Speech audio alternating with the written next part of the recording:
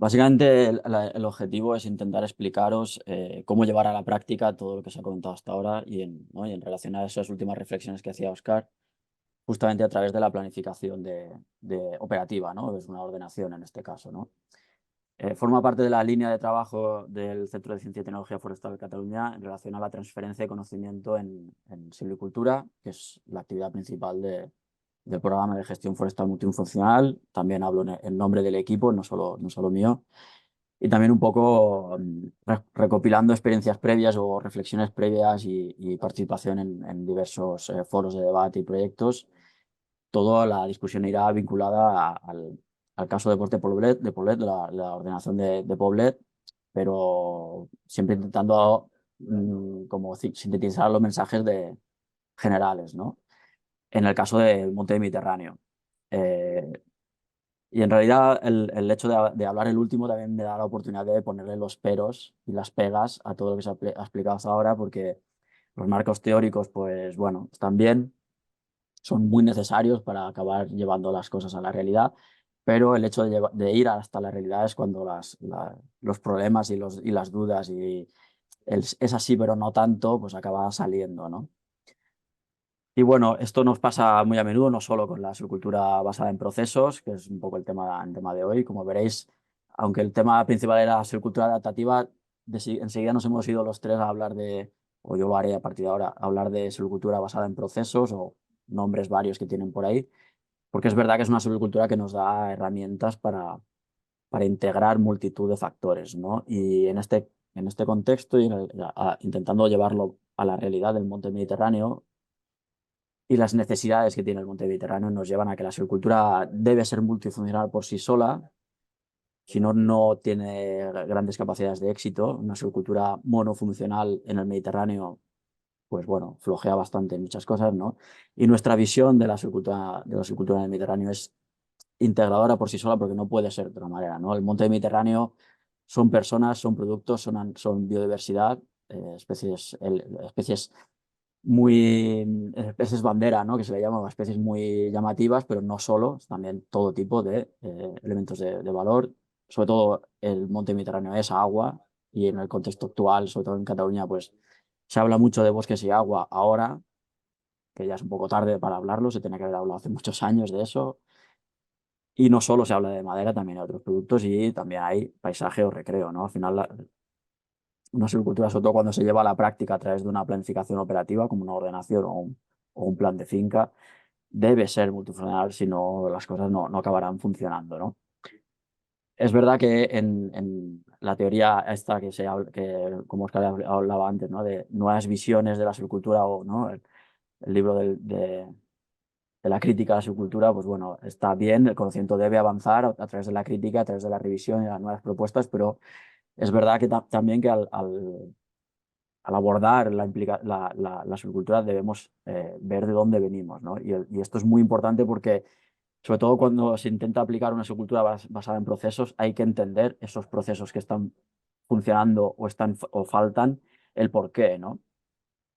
Es muy claro ¿no? el que venimos de una situación de deforestación masiva, ¿no? De principios de siglo, que luego se fue recuperando por cambios socioeconómicos, y eso las marcas siguen hoy en día en el monte, ¿no? Aquí esta foto de la derecha es una foto aérea del 46 del bosque de Poblet.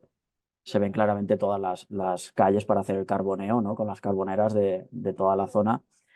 Si vamos ahora a Poblet, esto no lo veremos, ¿no? La foto ahora ya no tiene esa pinta, pero la dinámica de esa masa, ¿no? Los procesos naturales que hay en esa masa, obviamente están marcados por ese uso de carboneo intenso, ¿no? Y eso también hay que tenerlo muy en cuenta a la hora de planificar el futuro, ¿no? También hay que tener en cuenta el contexto general de dónde estamos y hacia dónde vamos, ¿no? Los retos actuales y futuros. Y aquí pues, los mensajes suelen ser, ¿no? Que el paisaje mediterráneo actualmente sufre, porque es negativo, una dinámica de densificación y expansión que lleva a, pues eso, a que en los últimos 30 años se ha duplicado la cantidad de biomasa que hay en el monte con esa duplicación de consumo de agua, ¿no? De problemas que vienen añadidos con eso. En el caso concreto también de Poblet, que después lo explicaré un poco más en detalle, pues la función de conservación de la biodiversidad es muy importante y también hay que tener en cuenta qué biodiversidad, no toda la biodiversidad, ¿no? Es la que más está sufriendo. Hablar de biodiversidad es como hablar de bosque, ¿no? Al final hay que ir un poco más allá. Biodiversidad forestal específica, biodiversidad asociada a zonas abiertas, el caso que se comentaba antes, ¿no? Biodiversidad asociada a diversificación, etcétera, ¿no? Al final también hay que tener datos un poco más finos en este sentido y, bueno, aquí hay que destacar que, por ejemplo, a escala paisaje en general, en el monte mediterráneo no es precisamente el bosque el que está perdiendo más biodiversidad, sino que hay otros ambientes, sobre todo los espacios abiertos son los que más biodiversidad están perdiendo. Eh, También hay que tener en cuenta, aquí por ejemplo, en otros contextos también hacemos inciso en que la gestión forestal por sí sola no es una amenaza para la biodiversidad forestal. Al contrario, la ausencia de gestión es más amenaza por la simplificación del paisaje y la pérdida de espacios abiertos, etc. Eso no lo tengo ya apuntado. También hay que tener en cuenta que este paisaje que escribíamos pues, nos lleva a un escenario futuro o no tan futuro en el que las cosas cambian muy radicalmente, las perturbaciones tienen una magnitud que asociadas a ese incremento de biomasa, etcétera, que antes no la tenían. Y esta foto también me gusta para poder explicar a veces que, bueno, a veces las soluciones propuestas desde mi punto de vista se simplifican a veces en exceso, porque el mensaje es como hay que recuperar la actividad agrícola o hay que recuperar el paisaje mosaico o hay que recuperar la vida rural, pues bueno, hay que tener en cuenta que esta imagen que vemos aquí, con esos abancalamientos que se ven por todas partes, describen una economía basada en la subsistencia, en la miseria, en la agricultura más raquítica y esto a veces pues, no tiene por qué ser bueno. Es decir, el modelo no recuperar la actividad interior, bueno, no siempre y no en todas partes, ¿no? Hay que, como siempre, las soluciones técnicas tienen que ser analizadas en detalle y no vale simplificar los mensajes y decir simplemente hay que recuperar la agricultura para recuperar el país en mosaico porque las personas que hicieron estos encalamientos básicamente tenían hambre y no podemos volver a tener una sociedad basada en el hambre. Pero es verdad que lo que nos viene por lo que tenemos encima, como se decía Enrique, no es que nos venga, no es futuro, no, esto es realidad, esto es lo que tenemos encima. No es solo temperatura, no es solo CO2, hay infinidad de procesos que están cambiando y muchos de ellos ya de manera irreversible. Y lo que tenemos por delante no es solo un cambio climático, es un cambio social, socioeconómico muy importante. Y en el caso de los incendios, que también lo explicaré un poco más adelante en el caso del Poblet, ya dejan de ser un elemento del bosque y ya pasan a ser un problema de protección civil, tanto por la interacción de usos, como este caso de tener viviendas dentro del monte, como la magnitud, ¿no? Los megaincendios ya cada vez son menos capaces de leer la heterogeneidad del paisaje y acaban teniendo una afectación muy grande que lo primero que hace es proteger la vida de las personas, ¿no? Y bueno, el último mapa a mí a veces me gusta más centrarme en esa imagen, ¿no? De lilas y negros, porque es una visualización ejemplo, no hay que mirar el detalle, pero el ejemplo es la intensidad del estrés, ¿no? El estrés hídrico en este caso, porque últimamente se habla mucho ¿no? de bosques y agua y en Cataluña pues, hace poco se hizo una cierta polémica porque había propuesta de hacer cortas en cabecera para promocionar el agua y tal. Bueno, son parches a una situación que viene gestándose desde hace muchos años en ese proceso dinámico del paisaje y la solución, por supuesto, no puede ser de un día para otro, ¿no? También hay que dirigir esa dinámica hacia una zona que nos interese de manera progresiva, ¿no? Para reforzar un poco el mensaje de ponentes anteriores, básicamente la solución, o una de las soluciones, porque no solo con gestión cambiaremos las cosas, sino es una solución integral de sociedad, ¿no? Pero al final, la parte que nos toca como gestores forestales es intentar implementar o llevar a la realidad una gestión forestal adaptativa, ¿no? Que básicamente se basa en una serie de principios. Es verdad que a veces las palabras pues, o las etiquetas pues, son cambiantes, ¿no? No todo el mundo le llama igual a las mismas cosas. Al final, yo creo que desde el punto de vista técnico vamos todos a hablar un poco de lo mismo, ¿no? Que es la promoción es decir, revertir esa dinámica de simplificación de los ecosistemas hacia a otra situación, ¿no? La heterogeneidad del paisaje o de la propia estructura a nivel de rodal y al final tener un ecosistema, un bosque complejo y diverso, que es lo que nos da diversas estrategias de resiliencia, ¿no? Diversas situaciones de especies o así, de especies o de estructuras que pueden recuperarse después de una perturbación y volver a tener cierta funcionalidad, más completa, menos completa. Estrategias de resistencia, ¿no? Tener estructuras un poco menos vulnerables a que las cosas graves no pasen tanto, ¿no? Tanto a nivel de rodal como de paisaje, incendios o plagas aquella perturbación que tengamos por encima. Y también una gran estrategia de adaptación, no solo la única, pero una gran, es intentar, como decía Enrique, ¿no? que la regeneración a través de, ¿no? la adaptación genética, regeneración de hacer que las masas actuales generadas en situaciones climáticas y socioeconómicas anteriores no sean las que se tengan que enfrentar al futuro, sino darles más herramientas con nueva estructura, nueva vegetación que de alguna manera se presupone, ¿no? Que si son capaces de regenerar en las condiciones actuales, pues pueden estar un poco más adaptadas al futuro. Y aquí había una gran línea, ¿no? De las famosas dinámicas de migración, de movimientos, si pueden ser migraciones asistidas o no, bueno, es otro tema, ¿no?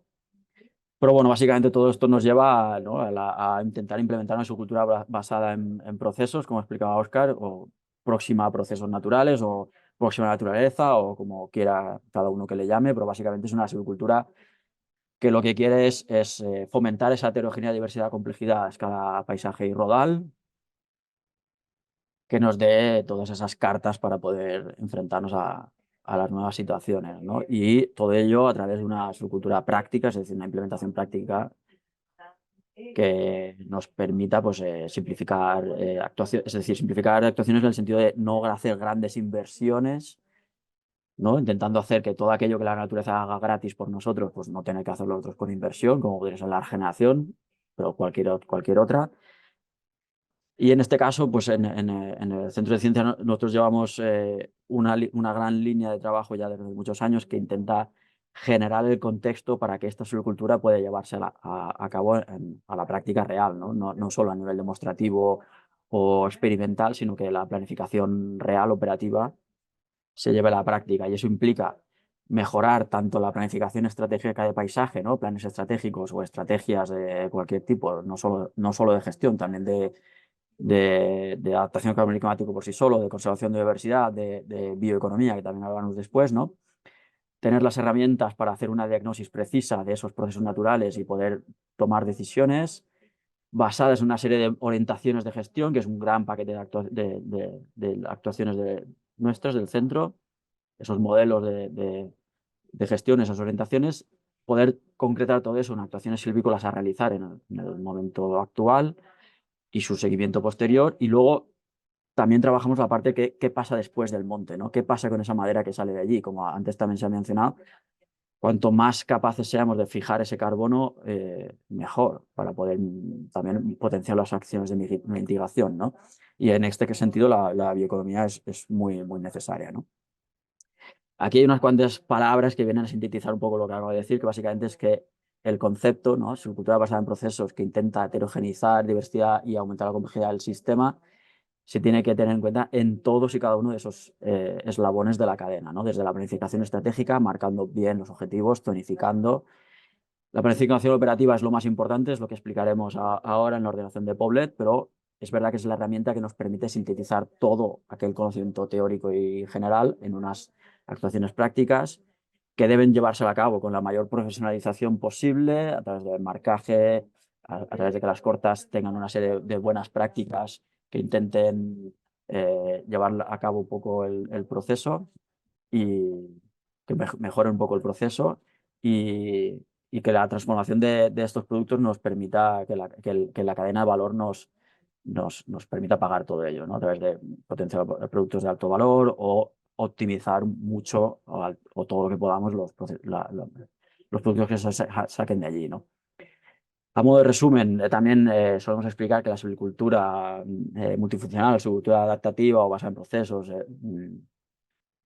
aunque desde nuestro punto de vista se basa casi en un o sea, lo más importante es la economía, es decir, lo que hablábamos antes, ¿no? De que la implementación sea lo más barata posible, porque la naturaleza hace cosas que a nosotros nos interesa de manera gratis, ¿no? Pero también es que sea de lo más eficiente posible, ¿no? Por ejemplo, toda la línea de marcaje no solo es porque nos guste a nosotros decirle a los motosserristas que deben cortar, sino porque es realmente la manera de hacer más eficiente la actuación, ¿no?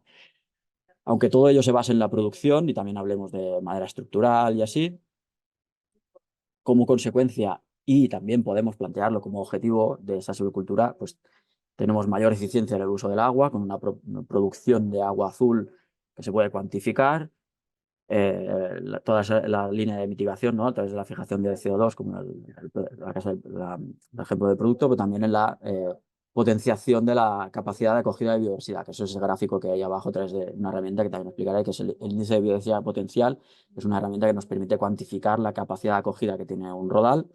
Pues con silvicultura también lo podemos, o como consecuencia o como objetivo, maximizar, ¿no? Y todo a través de ese proceso de llevar la masa hacia una heterogeneidad mucho mayor de la que de manera natural nos encontramos ahora, precisamente porque no tenemos tiempo a esperar a que el sistema por sí solo vaya, aunque los sistemas, como decía Oscar, tienden a la complejidad por sí solos. Bueno, estamos en una velocidad de cambio que decía Enrique que no nos podemos permitir esperar y tenemos que hacerlo nosotros, ¿no? Y si por el camino generamos economía, pues mucho mejor, ¿no? Un inciso aquí, claro, el tema de la ejecución para nosotros es el punto clave, porque hablar es muy fácil, escribir en un libro, hacer una crítica a la silvicultura en un libro es muy fácil, pero el libro por sí solo no corta el monte, ¿no? Y en la ejecución hay mucho que mejorar todavía, y esto también va ligado, ¿no? A que el producto permita pagarlo, ¿no? Para nosotros el marcaje es clave, es normal que en otras regiones de España resulte paradójico que ahora estemos hablando de marcaje, pero en Cataluña se abandonó esta tendencia en términos generales, ¿eh? Bueno, las consecuencias se han ido viendo con el tiempo y bueno, hay que recuperar un marcaje tecnificado, ¿no? Básicamente no porque no nos fiemos de los trabajadores, ¿no? Este hombre que tiene aquí la motosierra está cortando el pino, pues es muy bueno en su trabajo y cuanto más lo formemos y cuanto más lo tengamos en cuenta en toda la reflexión global, ¿no? Mejor, pero cuando tienes el casco y la motosierra en la mano y estás debajo del árbol, no piensas igual que cuando tienes solo un spray y te puedes permitir tener en la cabeza más cosas, ¿no? Y el hecho de marcar el árbol a cortar no quiere decir que nos estemos metiendo en el trabajo de los cortadores, ¿no? Sino simplemente es para hacer su trabajo mucho más eficiente y que ellos se puedan preocupar pues, de hacer el trabajo mucho más fino, ¿no? De vigilar muy bien todos aquellos elementos que queremos mantener en el rodal, ¿no? La madera muerta que se hablaba, pero también ambientes rocosos, ambientes acuáticos, no hacer afectaciones que en otros contextos pues, no está tan asegurado que eso pase, ¿no?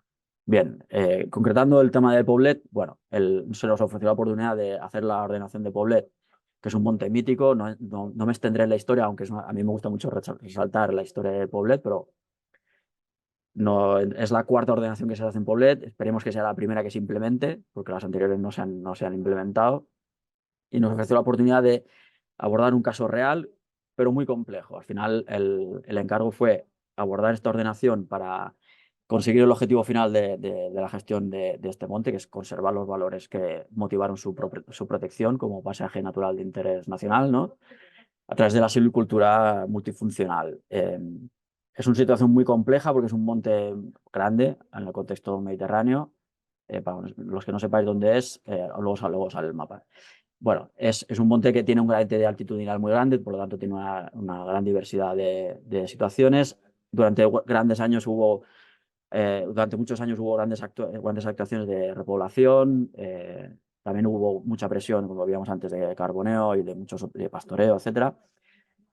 Pero a día de hoy, durante los últimos 30 años, pues todo estaba como un poco a su libre evolución y la idea era intentar ordenar todo aquello para maximizar el objetivo y mejorar sus condiciones de adaptación, ¿no? Mejorar las condiciones para enfrentarse a los problemas, ¿no? Y entonces, en esta ordenación lo que nosotros hicimos fue la excusa para poner en la práctica tanto, aprovecho también para hacer un poco de publicidad aquí, los manuales de Europark que abordan el tema, otros manuales un poco más así de carácter práctico, como el que desarrollamos de gestión basada en procesos en bosques de coníferas del Pirineo catalán, y darle ese punto nuevo o innovación de llevarlo todo esto al Mediterráneo un tanto seco, digamos, que es un poco un hábitat que está un poco olvidado, digamos, en la investigación o en el mundo científico y que pues cuando salen grandes estrategias de la Unión Europea, pues no se habla del Mediterráneo y eso pues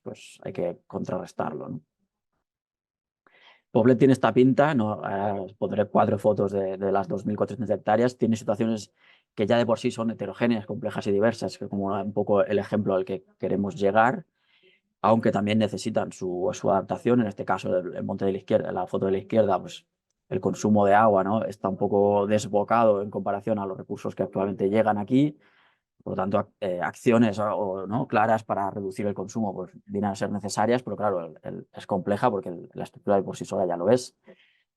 Luego tienen otros rodales que, ¿no? Este, por ejemplo, este de la derecha es un pinar ya de repoblación de hace pues, unos 80 años o más, pues que tienen elementos que son interesantes, como madera muerta, ahí se ve un vasito también por ahí en medio y tal, pero todavía tienen esta fase intermedia en la que el subvuelo que se aprovechó de esa repoblación, pues no acaba de llegar al dosel dominante, ¿no? Esas quercinas que se van por ahí, y esa situación hay que acompañarla.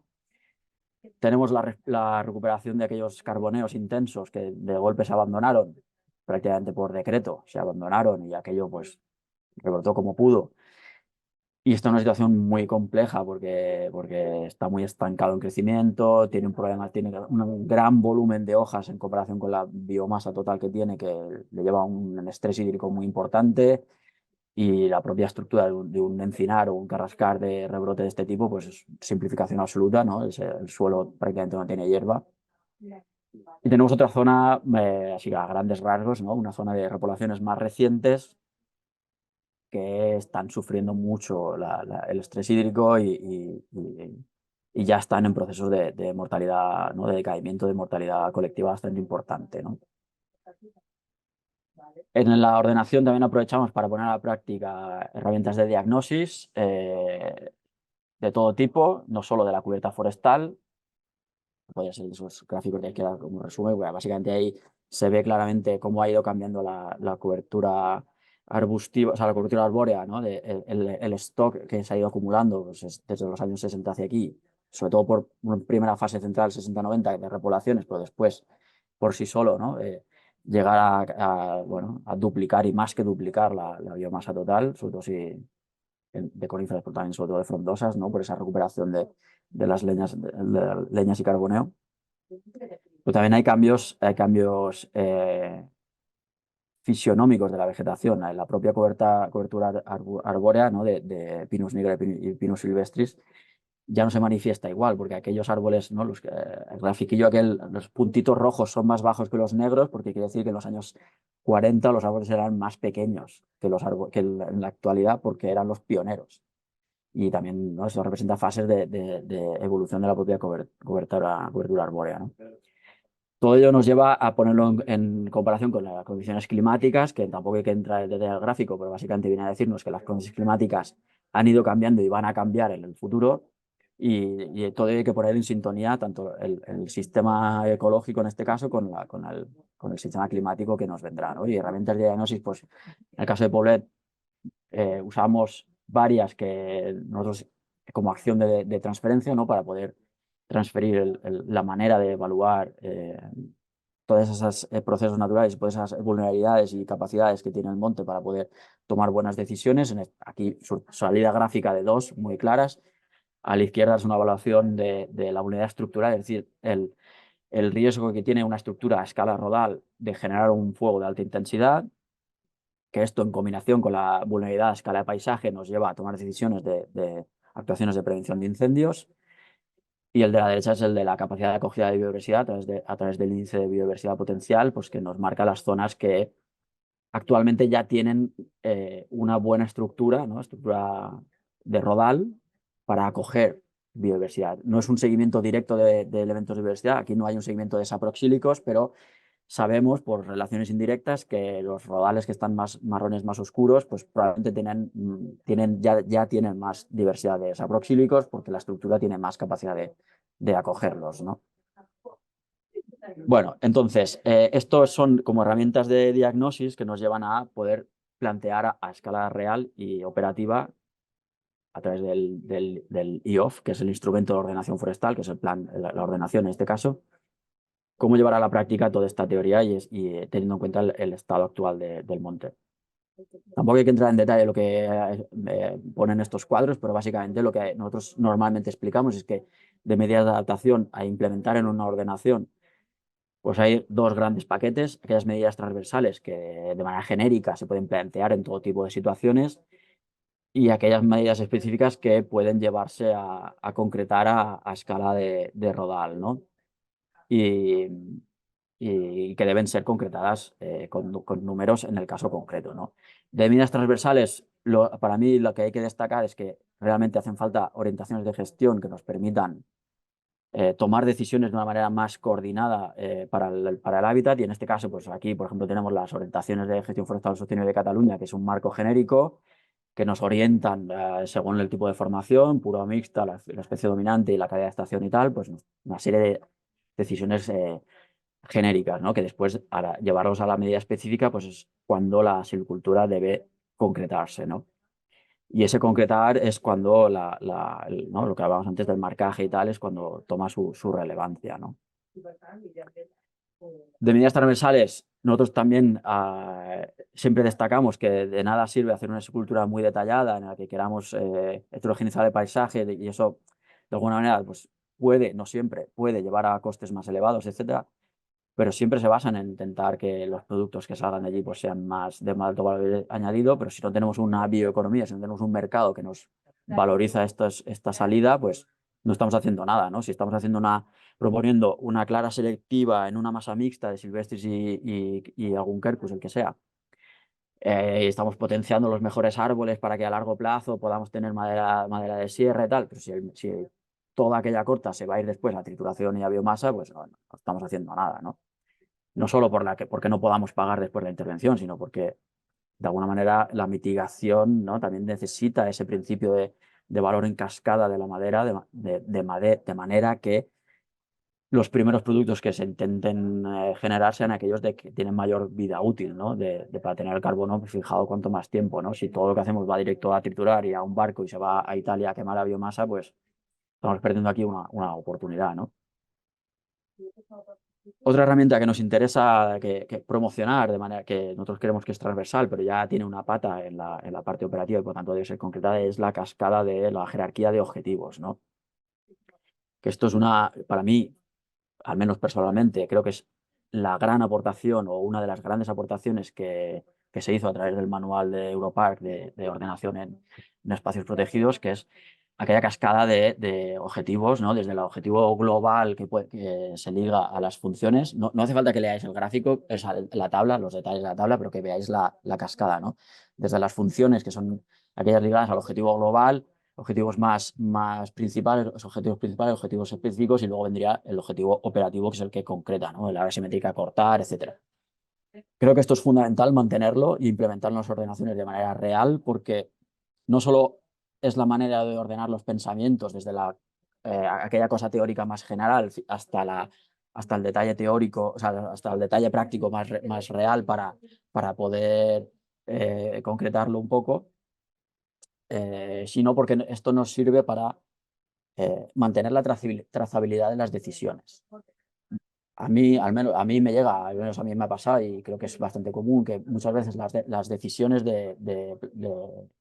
las decisiones operativas en una ordenación, sobre todo cuando se llevan a la práctica, ¿no? Cuando se ejecutan, pues pueden ser cuestionadas desde otro punto de vista, totalmente lícito, sin ninguna duda, pero la respuesta que se da a esas críticas o esos cuestionamientos, si está documentado, si la trazabilidad de la decisión está documentada, es mucho más fácil. Es decir, si en un rodal, aquí en Poblet puede pasar, un rodal se empieza a ejecutar una clara y aparecen críticas, ¿no? Aquella clara no debería ser así porque se está comprometiendo en no sé qué elemento. Si la propia ordenación ya incorpora esa trazabilidad de decisiones, es fácil ver cómo se ha llegado a definir esa clara y si realmente se ha tenido en cuenta o no aquella función que se le está demandando, ¿no? Y eso da muchos más argumentos para poder debatir y llegar a consensos, ¿no? Poblet es una situación muy compleja, como decíamos antes. En el caso de la ordenación, que se dividió en tantísimos rodales, pues no todos se consideraron prioritarios, porque también es verdad que la priorización de las situaciones o de las vulnerabilidades es muy importante abordar el proceso, ligado a que es un proceso, que no es una actuación, que no estamos hablando de hacer una sola actuación, sino varias actuaciones en el futuro, mantener la actividad en el futuro para poder llevarlo a la realidad, ¿no?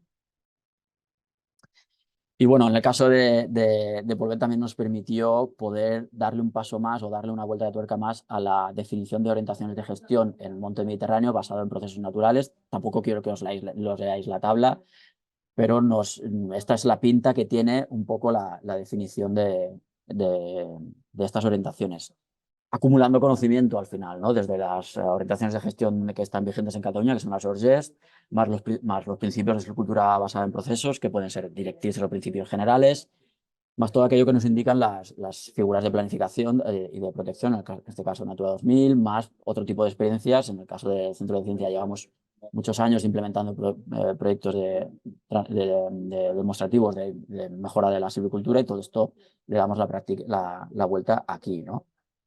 Esta es la pinta que tiene la definición de las orientaciones, que es la que nos permite después concretar las actuaciones, ¿no? Siguiendo aquel principio de jerarquía de objetivos, ¿no? Los objetivos operativos, que son los que nos acaban definiendo, pues, dónde, cuándo y cómo realizar una clara selectiva, con qué peso, con qué elemento a favorecer, con cuál a eliminar, etcétera. Todo se puede trazar en la toma de decisiones llegando hasta aquella función principal, ¿no?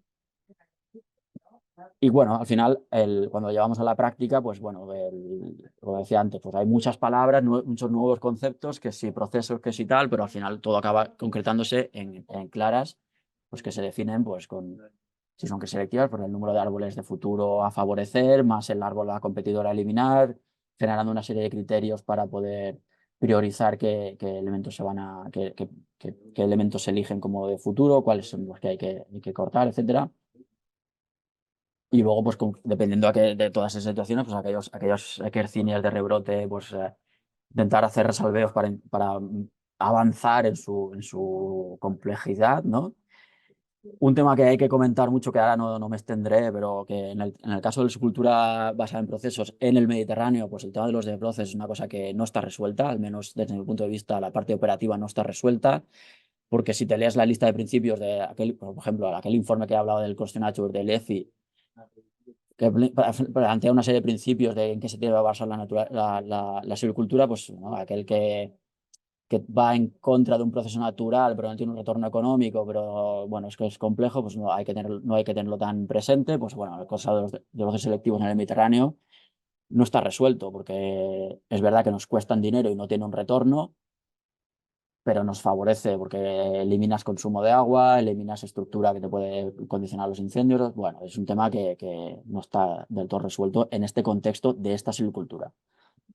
Disculpa, Mario, hay que ir finalizando, por favor. Sí, sí, tranquilo, ya esto me quedan 2 minutos. Eh, y bueno, al final, todo aquel diseño, como no deja de ser un diseño, hay que llevarlo a la realidad, pues aprovechamos nosotros también para generar un grupo de buenas prácticas en la implementación que nos aseguren lo que antes hablábamos, estrategias de retener aquellos elementos de valor que nos interesen, y los que hemos generado nosotros de manera activa, pues eso también hay que tenerlo en cuenta en la ejecución, y eso es a través de la implementación, ¿no?